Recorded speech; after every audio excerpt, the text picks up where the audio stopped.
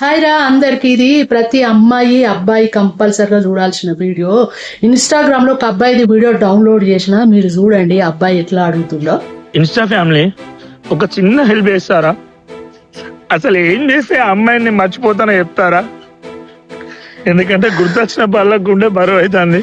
మరి అయ్యా, ఒక్కసారి మీ ఊర్లో టవర్ ఎక్కురా. నువ్వు టవర్ ఎక్కి ఒక్కసారి కింద చూస్తే నీకు ఆడపిల్లలు మస్తు మంది అవపడతారు. పక్క ఊర్లో కూడా ఆడపిల్లలు అవపడతారు. మంచిగా ఒక అమ్మాయిని మంచిగా సెలెక్ట్ చేసుకొని అమ్మ నాన్నకు చెప్పి మంచిగా 10 మందిలో పెళ్లి చేసుకో. జర బాధ ఉంటది, ఫస్ట్ పిల్లను ప్రేమను మర్చిపోలేక నీకు బాధ ఉండదని అంటలేను, కానీ ఆ బాధను దిగమింగుకొని తాళి కట్టి ఒక్క రాత్రి దాకా ఒక్కబట్రా. ఫస్ట్ ఘట్టం అయిపోయిందంటే మొత్తమే మర్చిపోతావు. రెండోసారి తెల్లారి ఘట్టం అయిందంటే మొత్తం ఆ పిల్లకు సంబంధించిన జ్ఞాపకాలేగా అన్ని మొత్తము పాతి పెట్టేస్తావు. ఇక పిల్లవాడు పుట్టిండట, ఆహా నాకు ఎంత మంచి భార్య దొరికింది, నాకు ఎంత మంచి నా సంసారం లీడ్ చేస్తున్నా అని నువ్వు ఎంతో హ్యాపీగా ఫీల్ అవుతావు. అప్పుడు నిన్ను చూసి, నిన్ను వదిలిపెట్టి మోసం చేసింది నిన్ను చూసి కుళ్ళుకునేటట్టు నువ్వు చేయాలిరా. బాధ్యత నేను బతికి చూపిస్తా అని నువ్వు చేయాలి. కానీ నువ్వు ఇట్లా ఏడుస్తే నువ్వు ఓడిపోయినట్టే కదా.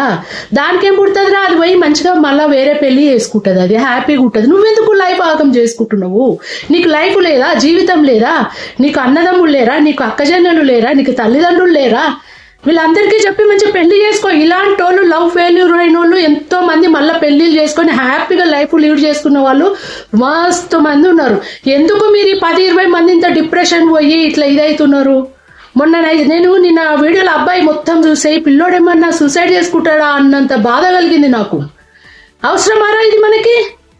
అరే తల్లిదండ్రులు ఆగమవుతారు కదరా. నిన్నయాలు ప్రేమించిన దానికోసం గంత గొల్ల ఏడ్చుడేంద్రా. బాధ్యతని బతికి చూపించాలిరా నా కొడక. ఎప్పుడే అని గుర్తుపెట్టుకోండి. ఆడపిల్లలు అట్లా బాధపడేటోళ్ళు ఉన్నారు, మగపిల్లలు అయినా. మళ్ళీ పెళ్లిళ్ళు చేసుకున్నారంటే అంత సెటిల్ అయిపోతుంది. పెళ్లి చేసుకునే వరకు కొంచెం బాధ.